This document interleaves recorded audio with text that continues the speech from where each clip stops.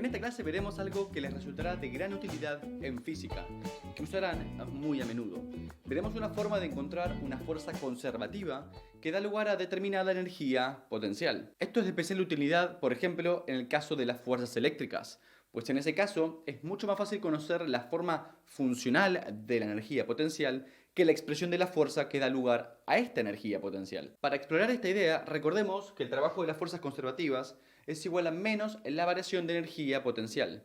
Y comencemos con el caso más sencillo, una dimensión. Es decir, consideremos fuerzas conservativas que actúan en una dirección, donde a su vez esa dirección es la dirección del desplazamiento. Y tal y como pueden ver en este esquema, la fuerza y el desplazamiento S tienen la misma dirección. A su vez, diremos que la energía potencial, U, depende también del punto donde estemos, es decir, depende de la coordenada X sobre la que esté el cuerpo. De lo que sabemos anteriormente, podemos calcular el trabajo que ejerce esta fuerza cuando se efectúa un cierto desplazamiento S. Sabemos que para eso debemos calcular el siguiente producto escalar. Y recordemos que esto es así porque estamos trabajando en una dimensión. Caso contrario, es decir, en el caso de una trayectoria curvilínea, deberíamos estar utilizando integrales, pero vamos paso a paso. Primero, este producto escalar. Sabemos que no es más que el producto entre sus normas multiplicado por el coseno del ángulo que forman. Y el ángulo que forman es 0 grados, pues vemos que tienen exactamente el mismo sentido. Así que simplemente vamos a considerar el producto entre sus normas.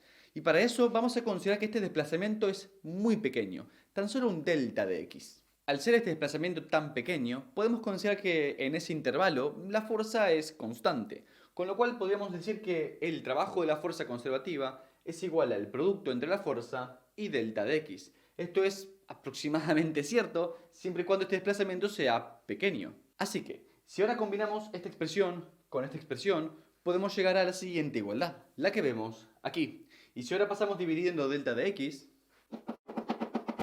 llegamos a esta expresión.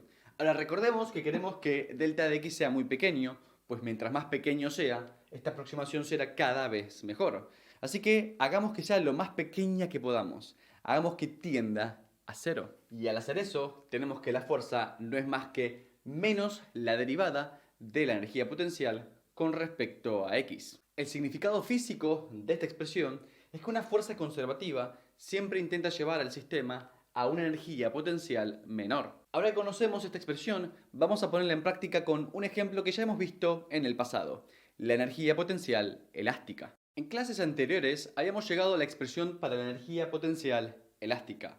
Hemos visto que era igual a un medio de k por x al cuadrado, donde x era el desplazamiento que sufría el muelle respecto de su punto de equilibrio. Es decir, podíamos alargarlo, comprimirlo y la expresión para la energía potencial la obtendríamos mediante esta fórmula. Ahora, si aplicamos lo que acabamos de aprender, podríamos encontrar la fuerza restauradora.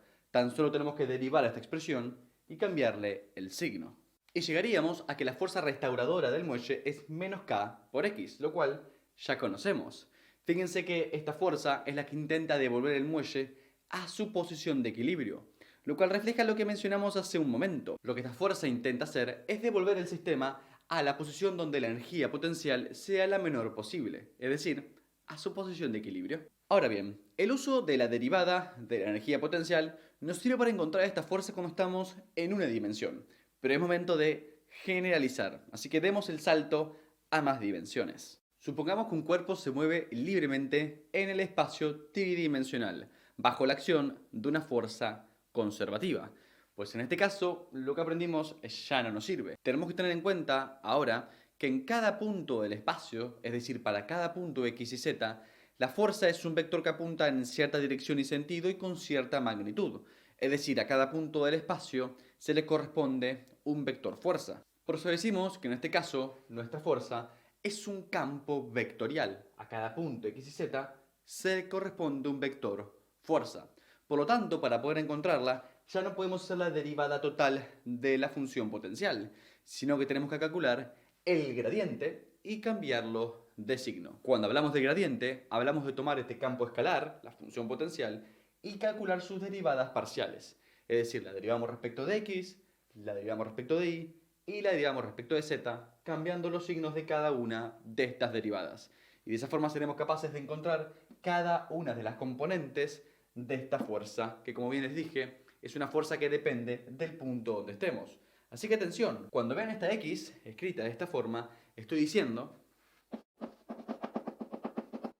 que se trata de un punto X y Z cualquiera, y para cada uno de estos puntos, estas componentes irán variando. Así que sepan que siempre que nos escapemos de una dimensión, la nueva relación entre fuerza y energía potencial viene dada por el gradiente. Para poder fijar esta idea, vamos a ver un ejemplo. Tenemos un disco de aerohockey que se desliza por una mesa de aire sin fricción, sobre la cual actúa una fuerza conservativa que se puede describir mediante la siguiente función de energía potencial. Un medio de A por x cuadrado más y cuadrado. Se nos pide que encontremos la fuerza actuando sobre este disco y que encontremos el módulo o magnitud de esta fuerza en función de la distancia entre el disco y el origen de coordenadas, es decir, en función de r. Para eso recordemos que esta fuerza la podemos encontrar a partir de calcular el gradiente de u y cambiarle el signo.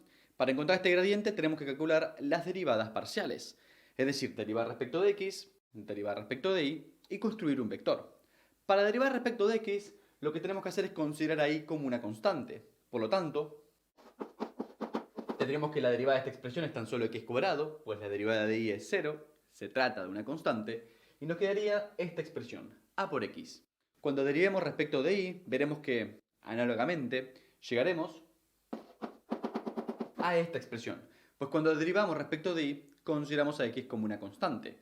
Ahora que tenemos las derivadas parciales, es hora de construir nuestra fuerza, donde sabemos que las componentes de esta fuerza son cada una de las derivadas parciales cambiadas de signo.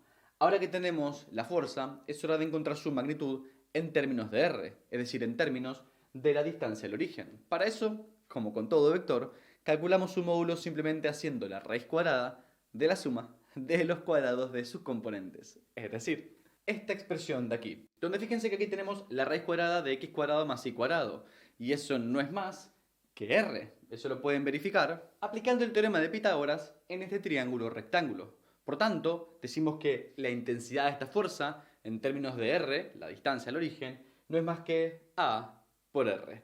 Fíjense entonces cómo, conociendo la relación entre fuerza y energía potencial a partir del gradiente, hemos sido capaces de calcular no solo las componentes de esta fuerza, sino su intensidad de forma muy sencilla. Por ahora lo dejamos aquí. Espero que hasta el momento vengan muy bien con este tema, así que les aconsejo que, si no es así, se tomen un tiempo para repasar los conceptos antes de avanzar con el curso. Mientras tanto, me despido y los espero en el próximo video.